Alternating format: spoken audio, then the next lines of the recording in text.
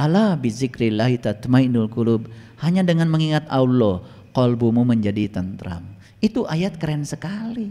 Cuman menjadi nggak keren karena kita nggak pernah tanya. Saya ingin tentram qalbunya, gimana caranya? Kata Allah, kamu hanya akan tentram dengan mengingat Allah. Udah ambil tasbih, baca subhanallah 33, baca Allahu Akbar 33, baca alhamdulillah 33, baca la ilaha illallah sambil muter-muter kepala 100 kali. Loh, kok tidak tentram qalbunya? Karena kamu salah melaksanakan tugas. Tugasnya mengingat. Loh, malah kamu menyebut. Kan gitu? Nah, tetapi kemudian menyerang, ya. Saya kan sudah mengingat Allah. Apa yang kamu lakukan? Saya sudah nyebut-nyebut Allah, menyebut, kamu nggak ingat. Kalau sudah ingat kepada Allah, pasti damai. Dan syarat sahnya ingat sama Allah, kan harus tahu Allah. Kamu kenali dulu Allah, baru kamu bisa ingat sama Allah. Pasti damai kok kalbunya. Dan saya pastikan ya, orang yang selalu ingat kepada Allah, kan diberi gelarnya juga ulul albab. Ulu albab, pemilik kolbu, disebutnya ahlul bait. Luar biasa. Ahlul bait, ya tentu saja ahlul bait selalu diam di rumah Allah. Kalau diam di rumah Allah, gak keluar dari situ, damai. Yang gak damai itu yang sering keluar dari rumah Allah. Dan rumah Allah itu bukan di luar, rumah Allah ada dalam dirimu. Makanya kalau ingin damai, kalau ada masalah, jangan cari jalan keluar, cari jalan ke dalam. Gitu aja kok. Coba ada masalah, cari jalannya keluar. Banyak yang disalahkan. Perang semakin berkecamuk. Begitu ditarik ke dalam, selesai. Contoh ya. Nih, ada orang yang sedang berperang. Tarik ke dalam. Iya perang teh mau jadi, lamun teh saruana, kan gitu. Ah, udah. Saya tarik ke dalam aja, capek-capek. Udah mual mungkin pihak sana nyerang terus. Kalau kitanya sudah diam. Betul enggak? Dan nyerang soteh. Da urang sarwana. Makanya mencari jalan keluar sarwana. Nu ieu keluar, silih salahkeun. Tapi kalau mencari jalan ke dalam, coba adem. Dan mengalah itu bukan berarti kalah ya. Mengalah itu terhormat kok. Gitu aja susah dalam hidup ya. Aduh, luar biasa. Lanjut. Oke.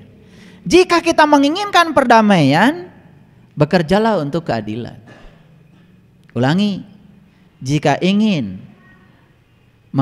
kita menginginkan perdamaian, kan ingin tadi, apa yang harus kita lakukan? Bekerjalah untuk keadilan. Tahu adil? Ayo lihat saya kalau belum tahu. Adil itu menempatkan sesuatu pada tempatnya. Ukur orang dengan ukuran orang. Ukur suami kita dengan ukuran dia. Ukur istri kita dengan ukuran dia. Ukur anak kita dengan ukuran dia. Ukur semua orang dengan ukuran dirinya. Jangan ukur orang dengan ukuranmu. Kamu akan berperang. Itu namanya adil. Adil itu menempatkan sesuatu pada tempatnya. Ukur orang dengan ukuran orang. Contoh. Anak nakal. Gak nurut sama orang tua. Ukur anak dari ukuran anak. Lihat diri kamu waktu segede gitu. Waluih baong ti budak. Betul nggak? Iya. Orang tua mengeluh pada saya. Anak saya sudah umur segitu belum sholat. Gimana caranya? Jawaban saya sederhana.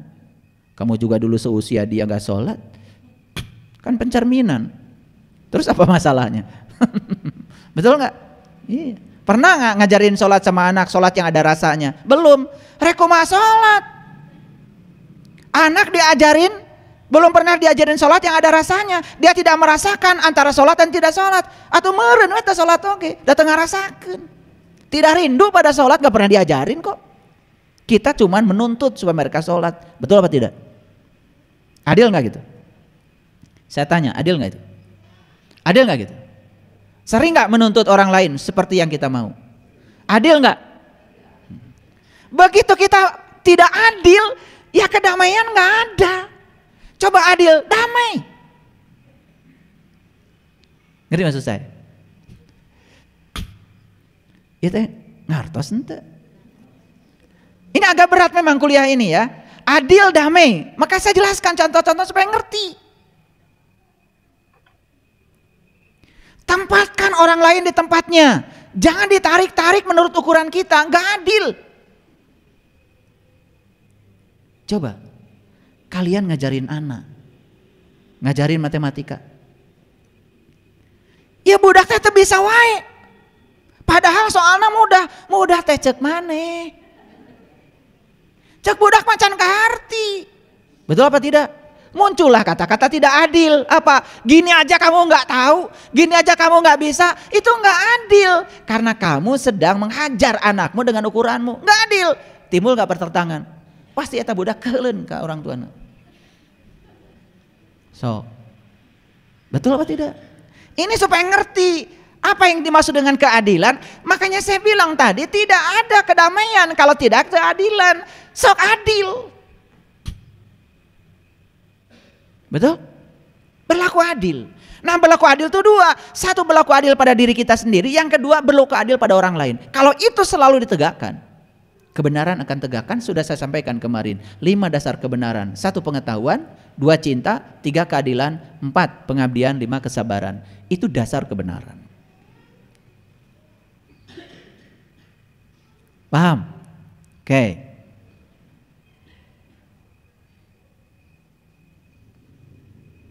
Perlu contoh lagi nggak tentang keadilan?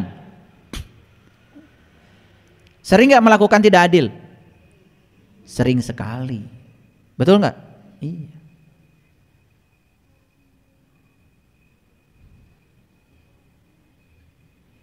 Dan begitu ketidakadilan itu tidak hadir, begitu keadilan tidak hadir, yang hadir adalah ketidakadilan. Di situ akan terjadi perang. Lihat sekarang keributan di negara. Begitu negara, pemimpin tidak berlaku adil pada rakyatnya, begitu rakyat tidak diperlakukan tidak adil, jangan berharap negara kita damai. Ya.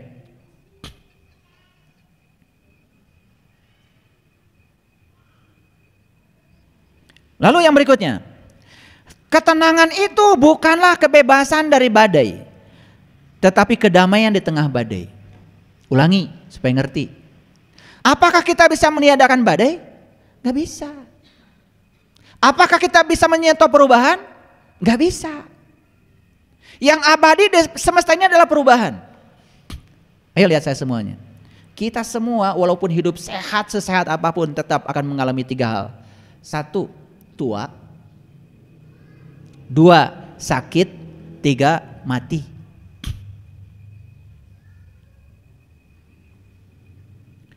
Walaupun kita hidup sehat, yang 3 itu akan terjadi soal waktu kok. Tua, sakit, mati. Saya makan sehat, tetap aja tua. Saya makan sehat, tetap aja bakal sakit. Tidak ada yang abadi. Maka sadari kalau perubahan itu tidak abadi. Oleh karena itu jangan melawan perubahan. Melawan perubahan itu perang. Itu keniscayaan tidak bisa dilawan. Nah, yang bisa kita lakukan adalah bagaimana cara kita menerima kita saat kita tua. Bagaimana cara kita menerima kita saat kita sakit. Bagaimana cara kita menerima diri kita saat kita mati. Jadi yang penting dalam hidup bukan melawan itu, tetapi menerima itu. Paham maksud saya? Oke? Baik.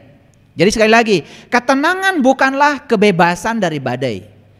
Dan badai akan ada aja. Dan datang silih berganti. Tetapi damai di tengah badai itu pilihan. Nih contoh. Saya pernah sakit ya. Sekali seumur hidup saya sakit sampai saya harus kehilangan ginjal saya 1. Dioperasi ya sakit. Diobrak-abrik perut saya sebelah kanan. Sakit. Operasinya dari sini sampai sini. Sakit. Tapi saya sudah punya ilmunya. Waktu dokter bilang, Anda harus istirahat di rumah sakit sebulan, Anda 3 bulan gak boleh kemana-mana. Saya tidak dengar kata-kata dokter. Dan saya udah punya ilmunya. Sakit itu alami. Tapi menderita karena sakit itu pilihan saya. Makanya saya nggak mau ketika sakit kemudian dilawan. Saya izinkan sakit itu. Saya jadi penonton bagi sakit. Saya bilang pada diri saya bukan tubuh, saya bukan pikiran. Saya bukan tubuh, saya bukan pikiran. Saya jadi pengamat bagi diri saya. Saya amati saja sakit itu. Ngaleungit tah. Begitu diamati itu sakit, hilang. Makanya 3 hari ya. Kateter. Saya copot sendiri. Ini copot. Suster masuk ke kamar, tos dicopotan sadayana. Karena saya laki-laki. Susternya semua perempuan, ragab. Cabutan we. Udah, dokter datang, bagus katanya. Begitu cek lab, bagus. 3 hari saya pulang. Jadi yang bilang 15 hari, yang dibilang 30 hari, bisa diubah kok keadaan itu. Oleh apa? Oleh pikiran kita, karena pikiran kita punya kekuatan yang dahsyat. Seminggu sepulang dari rumah sakit, saya pergi ke Samarinda. Dan saat itu saya masih ingat, Balikpapan Samarinda belum ada jalan tol. Itu 7 jam dari Balikpapan ke Samarinda. Dan di sana BMK, ada berapa puluh orang tuh saya nggak ingat waktu itu. Nggak apa-apa. Ngerti maksud saya? Nah ini, sakit itu alami, tidak bisa ditolak. Tapi menderita karena sakit, itu pilihan. Kan ada kata-kata orang tua kita, mun gering teh atuh tong dirarasakeun teuing. Tapi ilmunya nggak ada. Ngan kitu wungkul bahasana, mun gering teh tong dirarasakeun teuing. Cuman gitu. Sekarang saya kasih ilmunya, jadi pengamat. Saya bukan tubuh, saya bukan pikiran. Saya adalah diri sejati saya. Tidak pernah sakit, tidak pernah tidur, tidak pernah ngantuk. Saya adalah sang abadi yang ada pada diri, seabadi ilahi. Coba tarik jadi pengamat. Itulah pentingnya meditasi. Kan meditasi juga kita menarik diri jadi pengamat. Saat kisruh pikiran kita, tarik keluar kita jadi pengamat. Jangan larut dalam pikiran. Kita mengamati diri kita sendiri seperti nonton film. Lama kelamaan kok hanyut. Kemarin saya kasih 20 trik meditasi ya di WA group. Tadi pagi saya dapat laporan dari Madura. Dia praktekkan setelah saya share itu. Ini kalau saya bacakan panjang sekali. Tapi dia hanya ingin share kepada saya. Saya mengalami manunggal. Saya mengalami ahad. Saya melebur sampai saya tidak sadar diri saya lagi. Panjang kalau saya bacakan. Itu kalau mau praktekkan begitu. Dan saya kalau men-share sesuatu itu saya praktekkan. Ya kalau kalian cuma baca aja nggak dipraktekkan, padahal cuma perlu 15 menit kok. 15 menit. Saya udah kasih 20 trik, baca dulu, praktekkan langsung. Dan dipraktekkan tiap hari. Dia share tadi pagi, ya. Dari Madura. Semoga dia dengar nanti YouTube ini. Saya upload nanti dia dengar. Ya. Itu keren. Ulangi lagi. Kita tidak pernah bisa meniadakan badai. Yang bisa kita lakukan adalah mengarahkan perahu kita supaya tidak karam. Betul? Betul? Ya. Kita ada badai, kita punya perahu kita pakai layar. Kita tidak bisa melawan badai. Yang bisa kita lakukan hanya mengarahkan supaya apa? Supaya layar perahu kita tidak melawan badai. Betul? Itu. Jangan berusaha menutup mulut orang. Pertama bau, yang kedua dibawa ku manehna, sumutna.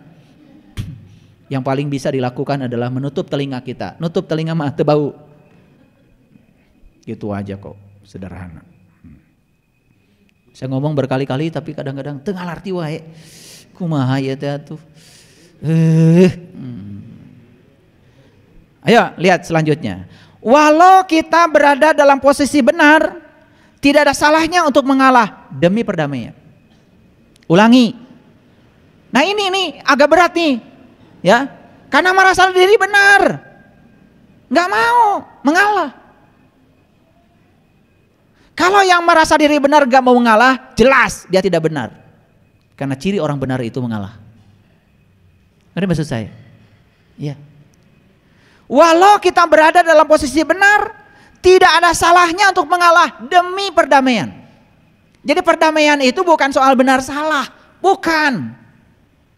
Perdamaian itu masalah pengertian kok. Nah ini, mohon maaf ya, ingin damai tapi ingin menang. Ingin damai tapi ingin dibenarkan.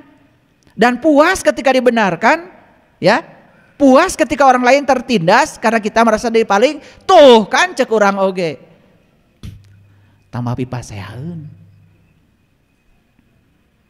Makanya kalau ada 2 orang datang ke rumah saya, ya, cara saya menangani masalahnya Berbeda, ya, berbeda.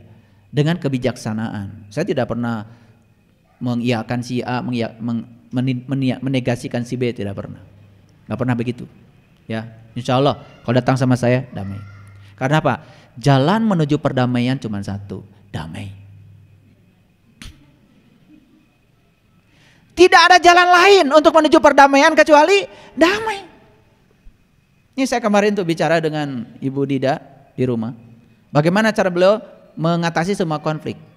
Tidak pernah pakai hukum, tidak pernah pakai aparat, dengan cara damai. Karena tidak ada jalan untuk menuju perdamaian kecuali damai. Sama, tidak ada jalan menuju kebahagiaan kecuali kebahagiaan itu sendiri. Paham? Gak ada jalan lain.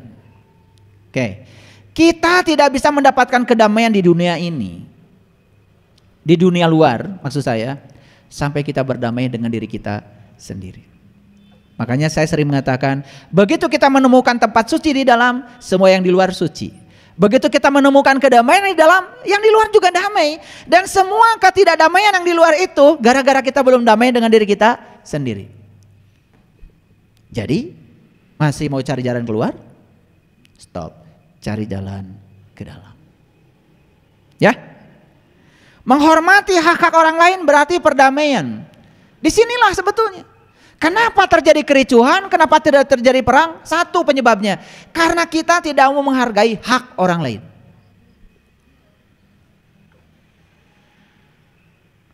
Betul? Coba. Kenapa orang lain marah? Karena haknya dirampas oleh kita. Kenapa orang lain benci sama kita? Karena haknya direndahkan oleh kita. Kalau kita selalu menghargai hak orang lain, ini kunci-kunci. Mohon maaf, kadang-kadang kita menebarkan kebencian atas nama agama dan Tuhan. Itu sudah melanggar hak. Yang terjadi ya kericuhan. Munculnya apa? Ya munculnya penistaan agama. Betul nggak? Pasti ada urusan dengan aspek hukum. Betul nggak? Balik itu ada hak orang yang dilanggar, pasti kita berurusan dengan aspek hukum. Contoh, mohon maaf. Kita punya hak gak mendirikan tempat ibadah sesuai dengan agama dan keyakinan kita? Punya hak? Punya. Ada orang lain yang berbeda keyakinan dengan kita, punya hak gak dia bikin tempat ibadah dimanapun? Punya hak? Punya hak. Ada orang dengan kebodohannya yang boleh membuat tempat ibadah hanya yang keyakinan dia saja. Yang keyakinan orang lain gak boleh. Dia melanggar hak orang. Itu sudah menimbulkan peperangan itu. Betul gak? Ada hak orang lain yang dirampas. Lucu ya? Nah memang kelucuan ini di mana-mana ada. Ya. Baik. Perdamaian tidak menuntut pembenaran. Hanya kesetaraan penghargaan atas berbagai kebenaran. Yuk kita sadari kalimat itu. Selama ini kericuhan yang terjadi di tempat kita saat kita berperang karena kita menuntut pembenaran. Benar? Tahu pembenaran? Hayang dibenarkan wae. Siapa mah? Coba munculkan kesetaraan penghargaan. Kesetaraan penghargaan. Kalau kita memunculkan kesetaraan penghargaan, tidak menuntut pembenaran, di situ ada kedamaian. Ada batur gah yang dihargaan. Betul?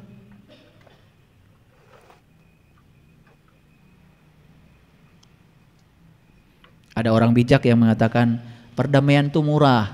Mulailah dari sebuah senyuman. Coba ya, kerpas saya senyum.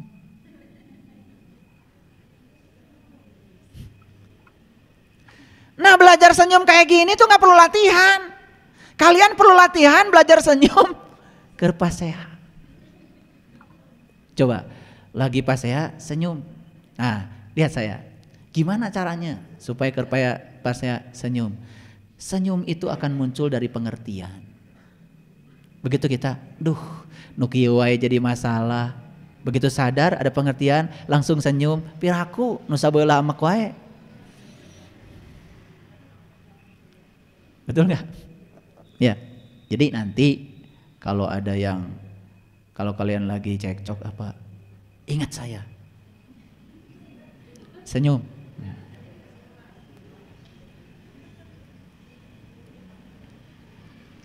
Hambatan menuju perdamaian itu akarnya di mana? Akarnya adalah keserakahan. Hambatan menuju perdamaian itu akarnya adalah keserakahan. Terutama keserakahan terhadap apa yang kita ingin. Kan kita tuh ingin ya.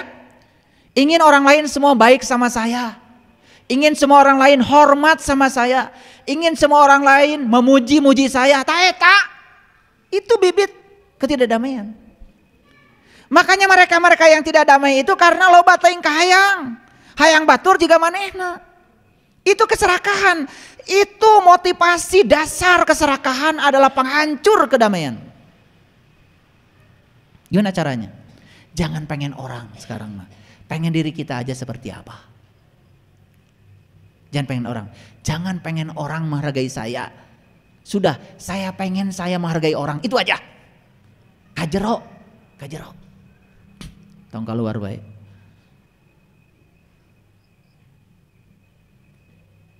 Karena saya pastikan siapapun yang bebas dari kebencian pasti akan menemukan kedamaian. Karena apa? Kebencian itu sederhana karena ketiadaan cinta.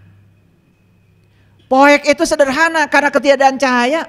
Itulah pentingnya kita menghadirkan cahaya. Cahaya kesadaran terutama. Sing sadar. Karena kalau kita sadar tidak mungkin kita terjerembab terlalu dalam. Gak mungkin. Karena persoalan apapun bisa dibicarakan. Perbedaan itu wajar. Selama tidak saling menyakiti, perdamaian bisa diwujudkan. Kan sebetulnya yang terjadi itu ketika ada perbedaan, memaksakan perbedaan kan ujungnya saling menyakiti. Padahal perbedaan itu wajar. Wajar, mau diantep mah. Perbedaan itu wajar, antepkeun. Dan memang itu berbeda. Nah, ketika perbedaan diganggu di situ. Jadi saling menyakiti itu di situ sebetulnya. Antepkeun. Perempuan itu perlu bicara 23.000 kata. Antepkeun, antep. Cenah ngocoblak. Begitu di stop tersakiti. Itu aja sebetulnya. Mau diantepkeun mama. Antep we. Dan kayak capek. Karena memang perempuan itu secara fisiologi harus berbicara 23.000 kata sehari. Ya. Pengumuman ya nih buat sebelah sini supaya ngalarti. Tanu sebelah dia teh perlu bicara 23.000 kata sehari. Maraneh mah 7.000 ge cukup. Gitu. Keun we ngacapruk oge karena apa? Bagi yang sebelah sini nih, masyarakat Venus, ngacapruk saja sudah dianggap solusi. Ngomong terus, itu solusi bagi mereka. Jangan ditawari solusi, jangan.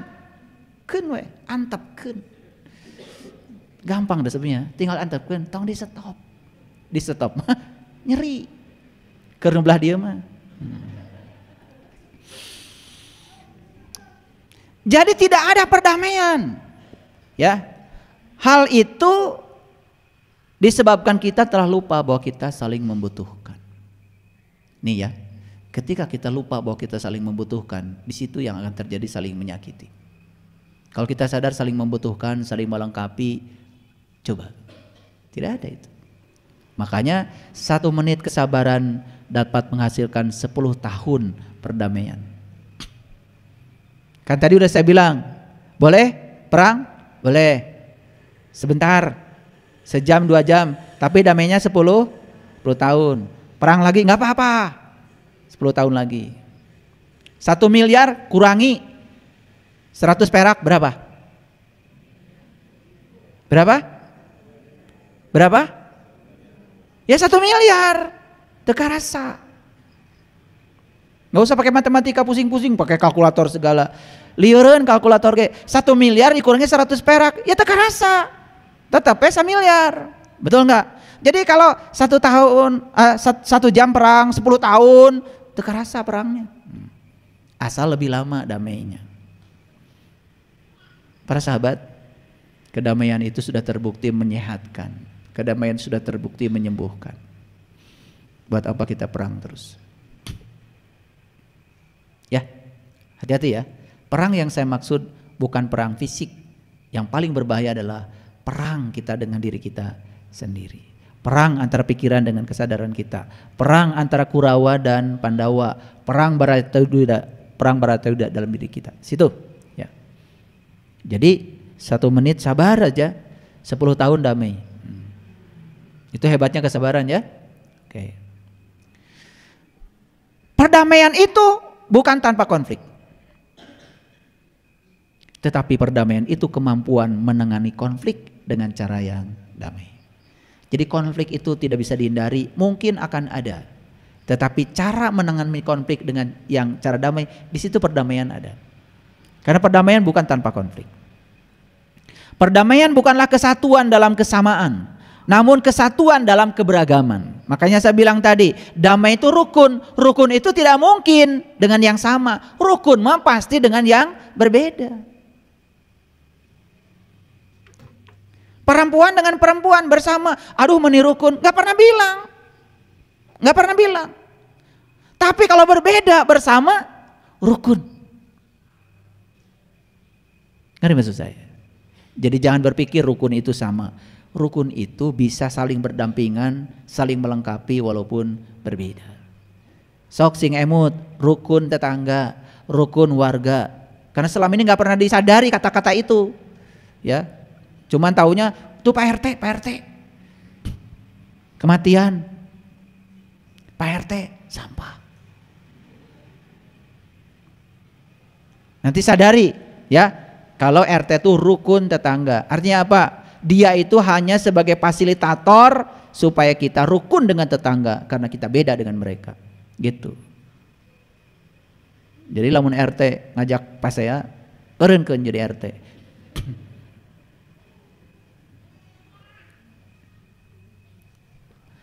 Perdamaian itu tidak memiliki batasan. Saya sering mengatakan, kalau kita bilang sabar itu ada batasnya, itu enggak sabar. Sedangkan kunci perdamaian adalah kesabaran. Perdamaian erat kaitannya dengan saling toleran, mendengarkan, memahami, serta mengurangi perdebatan yang tidak perlu. Makanya pantas ya kalau di Quran ada kata-kata hidayah itu hanya milik orang yang mendengarkan. Alladzina yastami'unal qaul fayattabi'una ahsanahu ulaika hadahumullah. Siapa yang mau mendengar, maka itu sudah hidayah. Belum apa-apa, baru mau mendengar saja itu sudah hidayah. Betul? Ayo, berapa lubang telinga kita? Berapa? Kenapa yang sebelah sini nggak ngejawab? Berapa lubang mulut kita?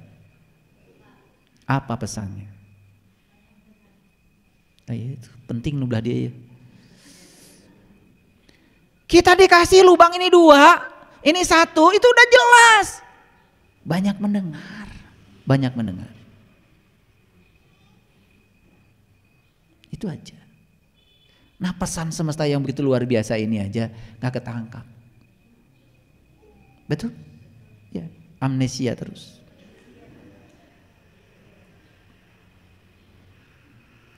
Jadi kalau ingin damai, 1 kuncinya.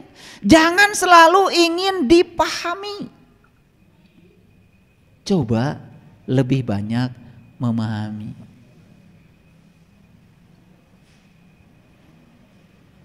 Nih, saya kasih tahu. Dimaklumi itu nggak enak. Lebih bagus memaklumi. Keun we saya tambah dimaklum. Nggak enak. Betul nggak? Tong saruana dimaklum we saya tambah. Nggak enak. Makanya dimaklumi, dipahami, itu sebetulnya gak enak. Yang enak itu kita saja memahami, memaklumi. Enak. Dimaklumi itu dari luar ke dalam. Tapi kalau memaklumi dari dalam keluar, dipahami itu dari luar ke dalam, kita butuh orang. tapi memahami. Hanya butuh diri kita sendiri. Ini lucu ya, lucu. Saya sering dapat ya pengaduan dari orang-orang yang sudah hidup bersama puluhan tahun. Kan we ari sabulan 2 bulan mah da keur diajar keneh. Ieu mah geus puluhan tahun can ngarti keneh wae. Karena kita itu inginnya dipahami, dimaklumi, tidak mau memahami dan tidak memaklumi. Itu sumber pertikaian. Dan syarat untuk menciptakan perdamaian cuman memahami.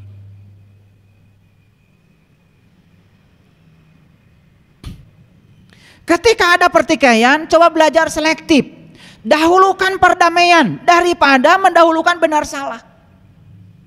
Kita selama ini sering terjebak, da urang mah bener. Da manehna nu salah. Coba dahulukan perdamaian, yang benar pun kalau mendahulukan perdamaian, dia akan mengalah. Dan di situasi yang semacam itu perdamaian tercipta para sahabat.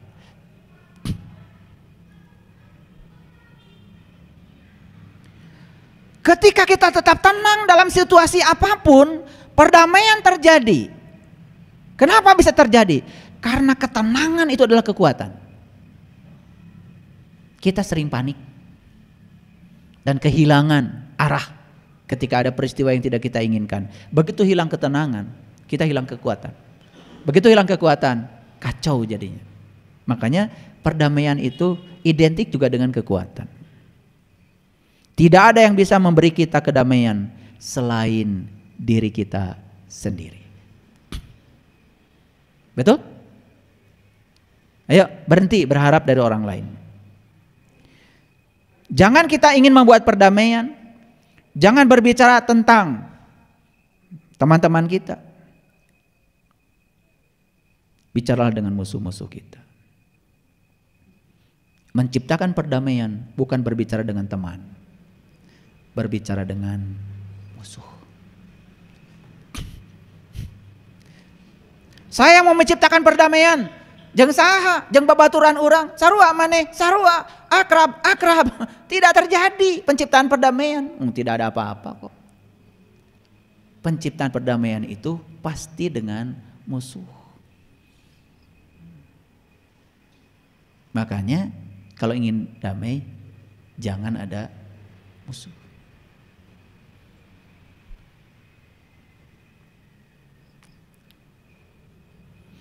Itu sebabnya saya bilang tadi perdamaian yang dipaksakan adalah penjajahan.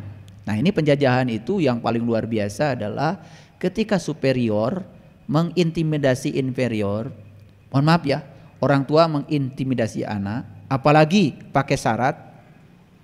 Kalau kamu gak nurut sama ibu sama bapak, gak dikasih uang jajan. Wah, itu kadang-kadang dari kecil ya dibiasakan begitu. Ada tuntutan, ada syarat. Bahkan udah besar pun moal menang warisan maneh ti urang. Mun teu nurut ka kolot. Wah. Ini yang namanya superior sedang menekan yang inferior. Walaupun kelihatan damai-damai saja, itu perdamaian semu dan itu melampaui penjajahan. Saya mau nanya, banyak gak yang kayak gitu? Banyak? Oke. Oleh karena itu pesan Quran luar biasa. Ya ayyuhallazina amanu ittaqullaha haqqa tuqatih la tamutunna illa wa antum muslimun.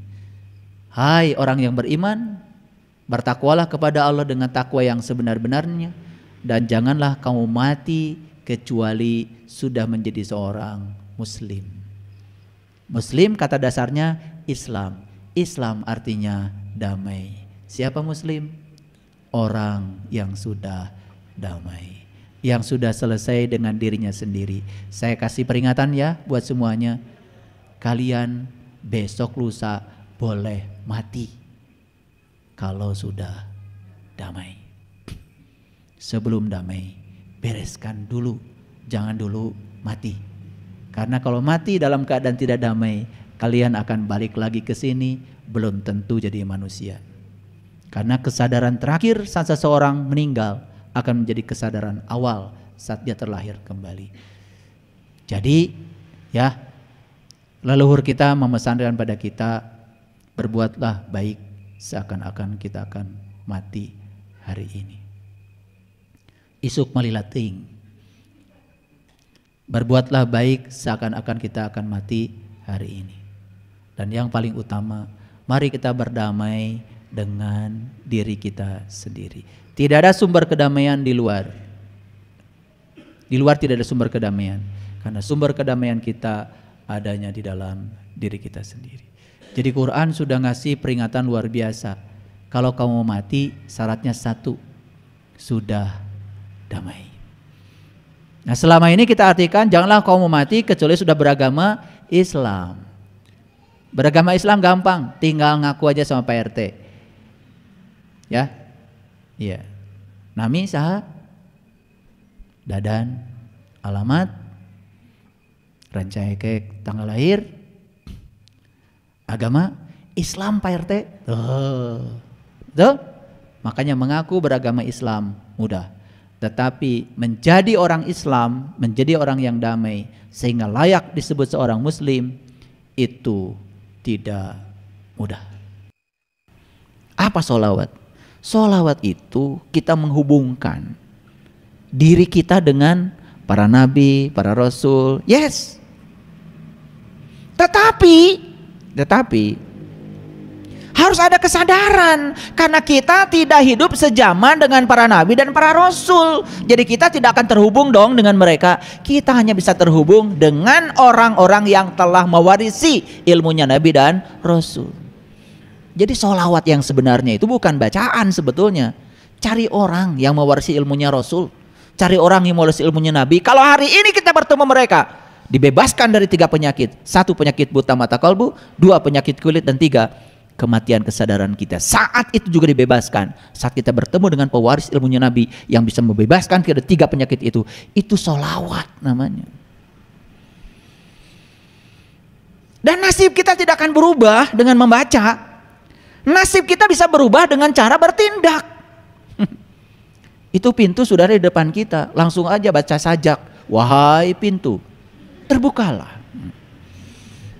Nepi ka kiamat oke. Moal muka tadi buka mah pantona. Sudah jelas kok di Quran, innal ladzina kafaru sawaun alaihim andartahum am lam tumdirhum la yu'minun. Sesungguhnya orang-orang yang tertutup mata kalbunya sama saja dikasih ceramah tidak dikasih ceramah tidak akan terbuka.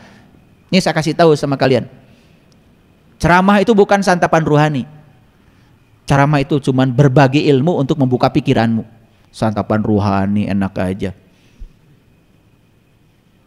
Santapan ruhani bukan begini. Santapan ruhani itu, ruhmu itu adalah cahaya. Makanan ruhmu juga cahaya. Ana sukma mangan cahaya, ana cahaya mangan sukma. Sarining bumi, sarining buana, ya Allah kang meleksa jege. Itu santapan ruhani. Kan kalian kalau santapan jasmani, makan. Lewat pintunya. Jiwa kita punya pintunya, punya mulut jiwa itu, punya mata, punya pendengaran. Kasih makan. Karena jiwa itu adalah nur, maka makanan jiwa adalah nur. Kalau tubuh berasal dari tanah, makanan tubuh berasal dari tanah. Gak mungkin jiwa dikasih makanan dari tanah. Gak nyambung. Jadi jangan kegeeran kalau sudah ikut ceramah, santapan ruhani. Mendengarkan kajian gitu aja, jangan sok-sokan santapan ruhani. Santapan ruhani bukan begini, ada caranya. Udah saya ajarkan kalian. Gitu santapan ruhani itu. Nebajati, meniti ke dalam diri, langsung bertemu dengan sumber kemurnian diri. Di situ santapan ruhani. Paham? Ini nggak habis-habis nih. Baru salah kaprah di sini aja bisa panjang. Nah, salah kaprah dalam berumah tangga. Saya tanya orang-orang yang sudah berumah tangga lama, apa sih tujuan rumah tangga? Katanya sudah ulang tahun yang ke-50. Mas ya 50 ya? Kalau 1 tahun nikah kan itu baru seng ya? Iya seng. Sarah reket seng mah.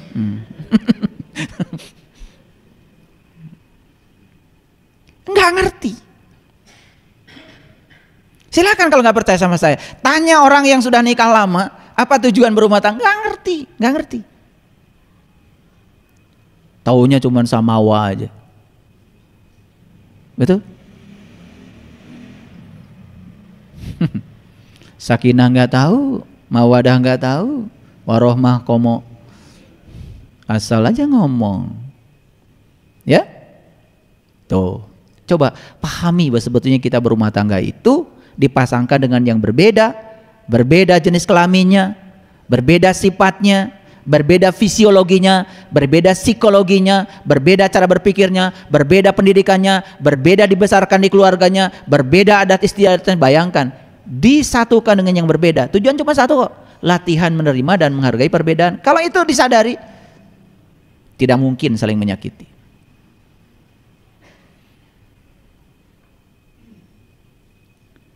Salah kaprah dalam memahami tujuan hidup.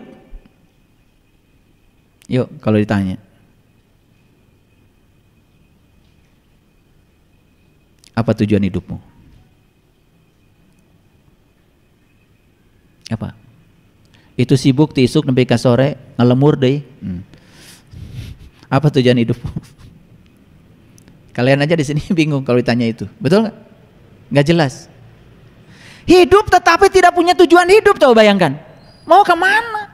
Sama seperti orang di jalan ditanya, mereka mana? Aduh kak. Sudah muter-muter di jalan ditanya, ayo bapak ibu tahu mereka mana? Duka. Yang penting mah jalan, masa begitu?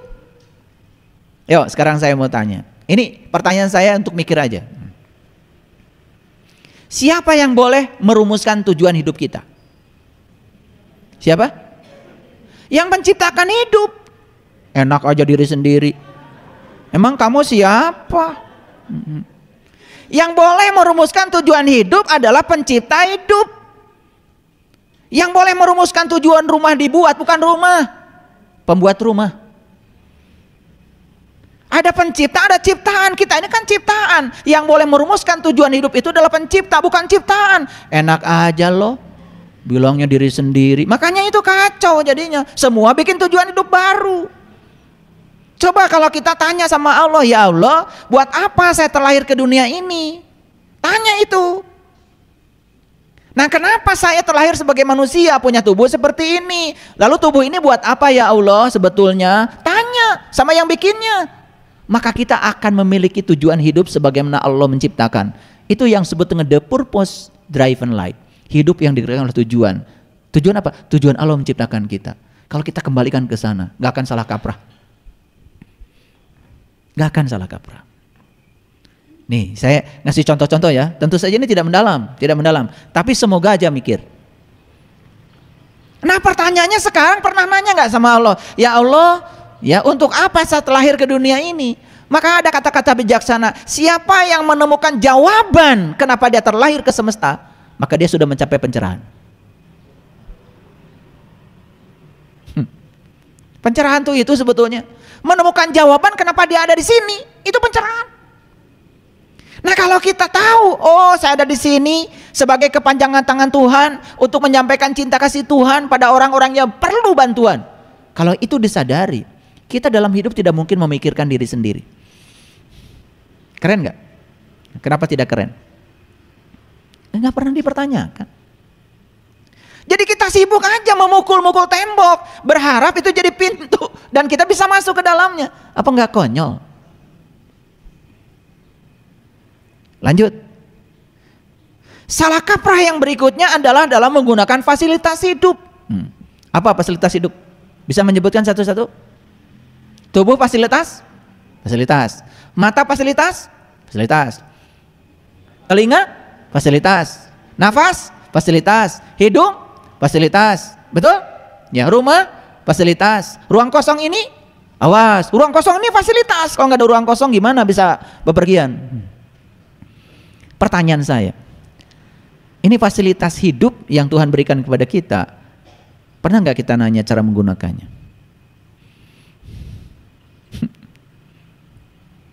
Pernah nanya nggak cara menggunakannya? Untuk apa? Tuhan bilang, Aku adalah suatu perbendaharaan yang tersembunyi. Aku ingin agar aku dikenali. Maka aku ciptakan semuanya ini hanya satu. Agar dengan semua ini kalian dapat mengenali aku. Jadi semua fasilitas hidup ini cuma satu. Dalam rangka mengenali dia. Sudah begitu nggak menggunakan fasilitas hidup? Sederhana. Makanan fasilitas hidup bukan? Oke. Kenapa kalian makan? Kan kalau orang yang berakal, saya makan memasukkan makanan ke dalam tubuh. Ketika makanan dimasukkan ke dalam tubuh, maka makanan oleh tubuh akan dirubah menjadi energi. Betul? Apa energi? Energi adalah kemampuan untuk melakukan usaha. Kan gitu menurut fisika. Betul? Apa usaha? Usaha itu berarti melakukan perubahan. Apa yang harus dirubah? Rubah dirimu supaya semesta ini berubah. Jadi makan itu untuk perubahan sebetulnya. Kalau ditarik lebih dalam lagi, ini makan untuk tidur. Malam-malam masih makan nasi goreng. Habis makan nasi goreng, sare. Kan salah kaprah kan? Ini hanya urusan makan. Ini kalau saya urut semuanya, urusan fasilitas ini seperti apa, buat apa? Oh enggak. Luar biasa, gak cukup 10 SKS kuliahnya. Ini harus contoh-contoh kecil aja. Salah kaprah dalam menggunakan tubuh sebagai kendaraan. Tubuh ini kendaraan. Kalau tubuh ini kendaraan, berarti tubuh ini kendaraan. Kalau tubuh ini kendaraan, siapa penumpangnya? Jiwa kita. Siapa sopirnya? Pikiran kita. Kemana tujuannya? Antarkan jiwamu ke tempat asal jiwamu. Lewat tubuhmu. Aduh, kalau kita bicara ini lebih dalam lagi, ketemu tuh jawabannya. Betul nggak? Akhirnya kita akan menemukan dari ujung rambut sampai ujung kaki, gak ada ciptaan Allah yang sia-sia. Rabbana ma khalaqta hada, gak ada. Kenapa jari saya tidak sama panjang ya? Kenapa jaraknya juga tidak sama ya? Ketemu jawabannya semua. Ketemu jawabannya semua. Luar biasa. Makanya mulai kalian bisa menghargai diri kalian. Makanya saya bilang tadi, siapa yang merasa berkecukupan saat ini? Sudah, seluruh dunia milikmu. Dan siapa yang merasa kekurangan terus? Boro-boro seluruh dunia. Yang dimiliki aja terasa tidak ada. Kebodohan bukan itu? Bodohan. Ira rek pinter. Salah kaprah dalam berdoa. Coba tanya semua orang. Apa doa itu? Semua jawabannya akan sama, seragam dari Sabang sampai Merauke. Apa? Doa adalah permintaan. Saya tidak menemukan dalam kamus bahasa Arab kalau doa adalah permintaan. Doa itu artinya undangan, doa itu ajakan. Jadi Tuhan itu bukan harus diajarin oleh kita. Tuhan itu hanya ingin disertakan oleh kita dalam semua urusan kita. Udah gitu nggak doanya? Makanya doa itu apa? Apa yang kau pikirkan, apa yang kau katakan, apa yang kau lakukan secara berulang-ulang. Itulah doa. Makanya saya bilang tadi, pikiran menciptakan kata-kata, kata-kata menciptakan tindakan, tindakan menciptakan kebiasaan, kebiasaan menciptakan karakter, karakter menciptakan nasib. Nasibmu adalah apa yang kau pikirkan. Maka merubah nasib, ubah pikiran. Ubah nasib dagang. Ubah nasib bisnis. Tar dulu. Sebelum kau melakukan itu, ubah dulu pikiran. Apapun yang kau lakukan, kalau tidak dirubah dari sini, gak akan berhasil. Ini kreatornya. Jadi akhirnya apa? Memukul-mukul tembok lagi. Betul nggak? Berharap jadi pintu. Salah kaprah dalam menempatkan Allah. Ditempatkan sebagai apa? Coba Allah oleh kita. Allah itu ditempatkan jadi seperti orang bodoh yang diajarin oleh kita, disuruh ini, suruh itu, betul? Lewat doa-doa kita.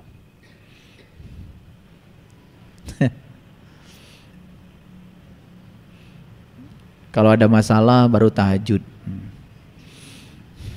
Ya tambah banyak masalahmu. Kata Allah biar selalu tahajud. Karena kamu itu kalau nggak ada masalah nggak ada tahajud. Makanya kata Allah, masalahnya aku banyakin supaya tetap tahajud. Hati-hati tuh, tahajudmu itu berbasis apa?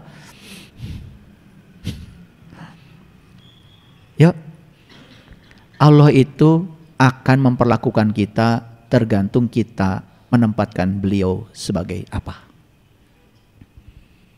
Tempatkan beliau sebagai kekasih, beliau akan menjadi kekasih. Tempatkan beliau sebagai ibu, beliau akan menjadi ibu. Tempatkan beliau sebagai ayah, beliau juga akan menjadi ayah. Allah itu ditempatkan jadi apa saja oleh kita akan menjadi seperti yang kita mau. Allah ditempatkan sebagai sumber rezeki, akan ngasih rezeki. Allah ditempatkan sebagai sumber ilmu, ngasih ilmu. Terserah. Kau mau tempatkan Allah sebagai apa? Salah kaprah dalam menggunakan pikiran, apalagi karena tidak kenal dengan pikiran. Betul? Pikiran itu tidak suka masa lalu, tidak suka pikiran itu sukanya masa lalu. Kalau enggak sukanya masa depan, tidak suka saat ini pikiran. Betul enggak? Iya. Makanya siapa yang depresi saat ini, jelas itu hidup di masa lalu. Siapa yang cemas hari ini sedang hidup di masa depan. Karena orang yang hidup saat ini di sini sekarang damai, wajahnya kelihatan damai. Dari ujung sana sampai ujung sana saya tahu yang damai. Dan saya tahu yang ketakutan. Saya tahu yang cemas. Karena apa? Kalian meradiasikan gelombang otak sendiri-sendiri. Dan saya sebagai detektor bisa menangkap itu semua. Gak usah dibohongi. Gak bisa dibohongi. Kayaknya ngomong dengan saya gak usah lama-lama. Ketemu aja udah kebaca. Gak usah berjam-jam buang-buang waktu. Ya. Kenapa? Kalau kita sudah menghidupkan sensor diri kita, kita ini menjadi receiver, ya, menjadi sensor. Itu semua ketangkap kok, gelombang-gelombang ini. Energi itu ketangkap. Orang yang pemarah tidak bisa kemudian tiba-tiba ya berpura-pura menjadi penuh cinta kasih, nggak bisa. Karena energinya. Nih saya kasih tahu nih.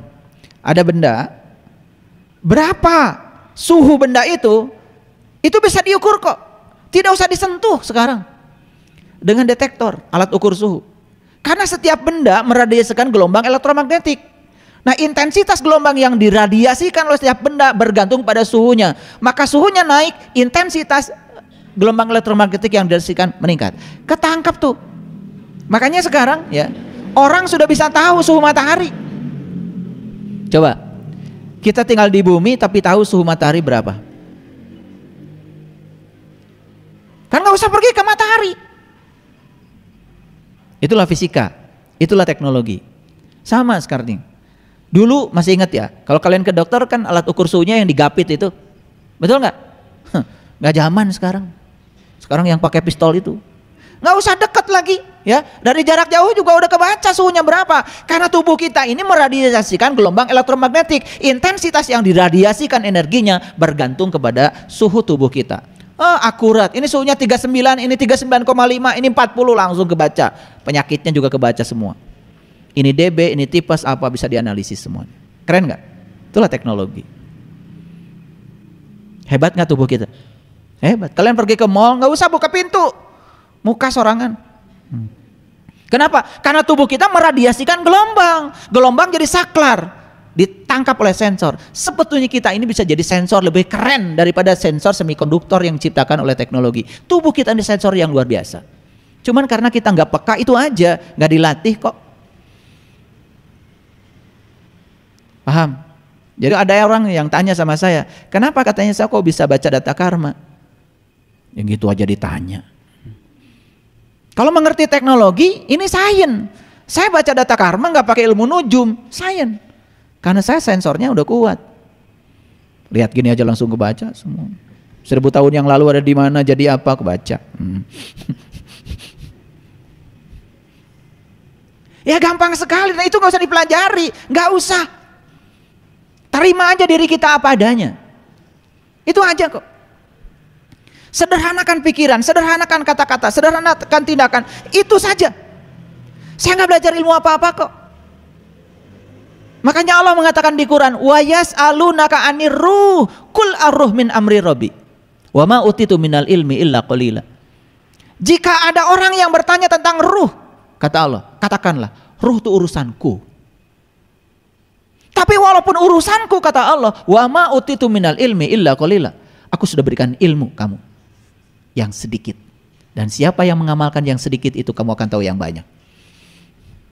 Udah saya kasih kok ilmunya kalian yang sedikit itu. Itu adalah kunci yang sangat luar biasa. Itu bisa membuka seluruh perpustakaan yang ada di dalam diri kita. Jadi kalau ruh itu urusan Tuhan, makanya belajar ruh harus langsung sama Tuhan. Makanya tinggal tahu kuncinya untuk bertemu Tuhan, gitu aja kok, sederhana. Jangan tanya orang-orang yang suka menjelaskan Tuhan. Hati-hati, orang yang menjelaskan Tuhan itu sedang menjelaskan Tuhan persepsi dia.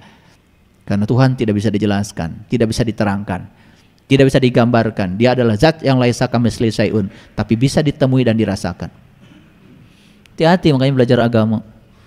Belajar sifat 20 jelaskan. Belajar Asmaul Husna diapalkan. Kulit semuanya. Belajar air harus dari air, jangan dari buku tentang air. Banyak kah buku tentang air? Banyak buku enggak yang menjelaskan tentang air? Air bukan itu. Bukan, itu penjelasan tentang air. Air mata ieu cai.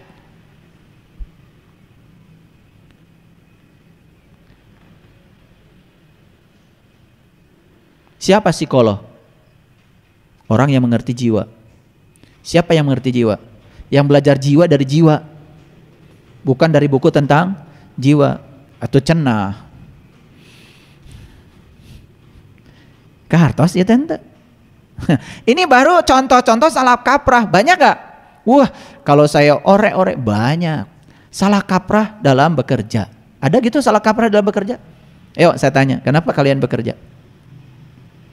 Hampir saya tidak menemukan orang bekerja. Saya bekerja karena saya sedang dipakai Allah, karena saya dititip peran oleh Allah, karena saya dengan pekerjaan ini sedang menjadi kepanjangan tangan Allah untuk menyampaikan cinta kasih Allah pada orang-orang yang butuh pertolongan. Gitu enggak? Jarang. Kalau tanya orang kenapa kerja, cari duit. Makanya dapatnya cuma duit. Iya, tanggal 1 dapat, tanggal 2 udah hilang. Jadi banyak utang. Salah. Salah kaprah. Gitu. Jadi sebenarnya kalau ingin tahu kenapa ada orang banyak utang, sederhana. Salah kaprah dalam bekerja.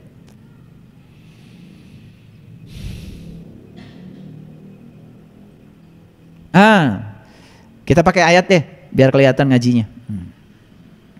Coba lihat Quran surat Ar-Ra'd ini, surat ke-13 ayat 11. Lahu muaqibatun mim baini yadai wa min khalfihi yahfadunahu. Maaf kalau terjemahan saya agak berbeda. Karena muaqibatun kalau lihat di terjemahan yang ada itu diartikan malaikat. Jadi saya juga nggak ngerti ya ketika baca terjemahannya bagi manusia ada malaikat-malaikat yang selalu mengikutinya bergiliran katanya. Padahal di sini nggak ada malaikat. Jadi sorry ya, saya menerjemahkannya berbeda. Saya menerjemahkan asli dari bahasa Arab. Lihat, lahu ya bagi, hu itu ini sedang cerita manusia. Bagi anda nih semua, muakibatun, akibat. Tahu akibat? Tahu akibat? Ya bilang aja, tahu apa tidak? Akibatnya akhir tinu pagawean. Gitu aja kok. Taeta akhirat teh. Akhirat yang sebenarnya itu akhir dari pegawaian, akhir dari sebuah pekerjaan, akhir dari sebuah tindakan. Itu akibat. Jadi akibat itu diciptakan oleh apa? Oleh sebab. Paham? Kalau kamu menciptakan sebab baik, akibatnya akan baik. Kalau menciptakan sebab buruk, akibatnya akan buruk. Makanya ayat ini mengatakan lahu muaqibatun mim baini yadai wa min khalfihi yahfadunahu. Bagi manusia ada akibat-akibat yang selalu mengikutinya secara bergiliran di muka dan di belakangnya. Min amrillah, mereka menjaganya atas perintah Allah, bukan malaikat. Ayo lihat saya semua. Akibat-akibat itu akan mendatangi kita secara bergiliran atas perintah Allah. Gimana Allah memerintahkan? Allah itu menciptakan alam semesta ini berdasarkan hukum sebab akibat. Itu cara Allah memerintahkannya, cukup itu.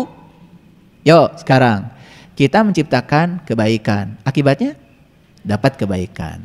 Kita menciptakan keburukan, akibatnya ngikuti nggak? Ngikuti. Karena setiap hari kita beraktivitas, semua aktivitas kita itu adalah sebab yang akan diikuti oleh akibat. Dan akibat itu akan mengikuti kita di depan, di belakangnya secara bergiliran. Min amrillah, atas perintah Allah. Seperti itu cara Allah memerintahkan. Orang korupsi, ya akibatnya masuk penjara. Seperti itu Allah memerintahkan. Nah, terus akibat ini buat apa Allah ciptakan? Buat menghukum? Bukan. Hanya mengingatkan bahwa ketika kamu mengambil sebab begini, ini loh akibatnya. Supaya kita belajar, jangan menimbulkan sebab baru untuk menimbulkan akibat yang sama. Itu aja kok pesannya. Atau terlalu tinggi bahasa saya? Ngerti? Ini kalau nggak ngerti ya jangan manggut-manggut. Bilang aja nggak ngerti. Nah, sesungguhnya Allah tidak merubah keadaan suatu kaum sehingga mereka merubah keadaan yang ada pada diri mereka sendiri. Lihat saya semuanya. Gimana cara kita merubah keadaan? Gampang kok. Ingin merubah keadaan berarti kita ingin merubah akibat. Nah, merubah akibat berarti kita merubah sebab. Gitu aja kok. Gitu aja. Nah, mari kita lihat sekarang. Kenapa saya sakit? Saya tanya sakit apa? Sakit fisik. Kenapa sakit fisik? Lihat. Sakit fisik itu akibat. Sebabnya apa? Oh, ternyata sakitnya adalah spirit nih, jiwa sakit. Ketika jiwa sakit, tubuh yang kedua sakit, tubuh intuisinya sakit, tubuh intuisi sakit, yang ketiga sakit, tubuh mentalnya, tubuh mental sakit, yang keempat sakit, tubuh energi sakit, ya, aliran energi dalam tubuh tidak bagus, akibatnya sistem kelistrikan, sistem kimiawi tubuh kacau balau. Itu yang disebut dengan metabolisme tubuh bahasa biologinya. Jadi metabolisme tubuhnya kacau, ya karena dikacaukan oleh sebab kita yang menciptakan kekacauan, akibatnya jadi kacau. Jadi tolong diperhatikan, yang mengikuti kita secara bergiliran itu bukan malaikat. Yang mengikuti kita secara bergiliran itu adalah akibat dari semua sebab yang ditimbulkan. Paham maksud saya? Dan gak akan salah. Makanya saya juga heran kenapa semua terjemahan Quran menerjemahkan muakibatun jadi malaikat. Ngerti saya mah. Saya baca ini terjemahan ini, saya baca terjemahan ini, katanya terjemahan ini lebih bagus. Saya baca semuanya, semua terjemahannya malaikat. Nah, akibat diterjemahkan jadi malaikat. Coba kalau diterjemahkan akibat itu akibat, masuk akal nggak? Masuk akal nggak? Itu hubungannya satu-satu kayak fungsi, matriksnya itu jelas. Kamu melakukan tindakan begini, akibatnya begini. Kamu melakukan tindakan begitu, akibatnya begitu, sudah satu-satu. Kamu mencintai, kamu akan dicintai. Kamu memberi, akan diberi. Itu aja kok.